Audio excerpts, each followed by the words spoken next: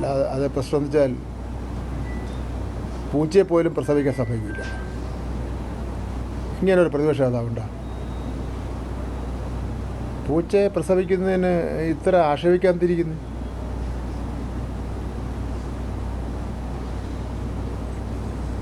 ഇത്തരമുള്ള പ്രയോഗങ്ങളാണ് ഇയാളുടെ നിലവാരം ദിനം പ്രതി താഴ്ന്നുകൊണ്ടിരിക്കുന്നത്. എന്താ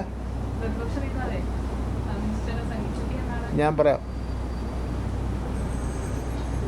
ഇതൊരു ഏറ്റവും ജനങ്ങൾ അംഗീകരിക്കപ്പെട്ടിട്ടുള്ള ഒരു ബഡ്ജറ്റാണ്.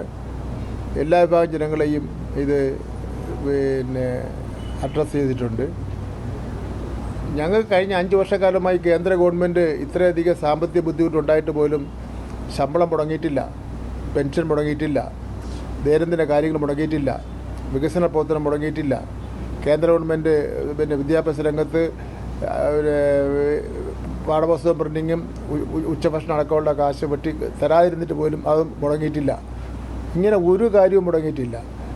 പിന്നെ എന്തിനാണ് ഇതിന് ആശയം ഉന്നയിക്കുന്നത്? 2 മണിക്കൂർ എടുത്തു. ഇത് 2 അല്ല, 9, 10, 11, 3 മണിക്കൂർ. 3 മണിക്കൂറെടുത്ത് ഈ പ്രതിപക്ഷ നേതാവ് അവിടെ ഇരുന്ന് അസ്വസ്ഥനാവുന്ന കണ്ടു.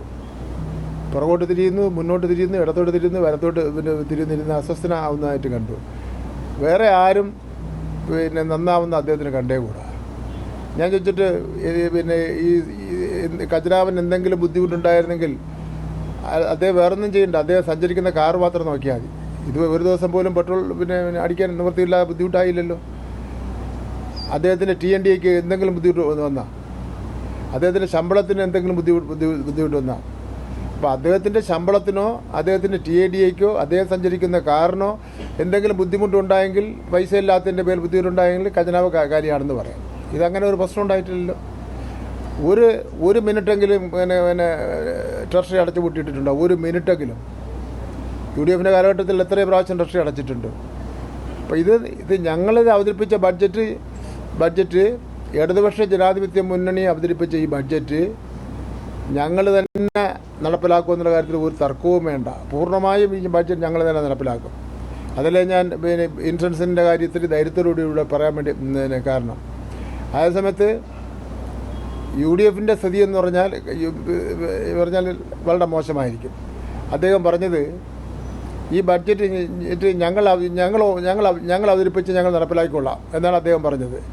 അദ്ദേഹത്തിന് ഞാൻ ഓർമ്മപ്പെടുത്താനുള്ളത്, 2ാം പിണറായി ഗവൺമെൻറ്റിൻ്റെ കാലഘട്ടത്തിൽ ഇലക്ഷൻ കഴിഞ്ഞുകൊണ്ടേ തന്നെ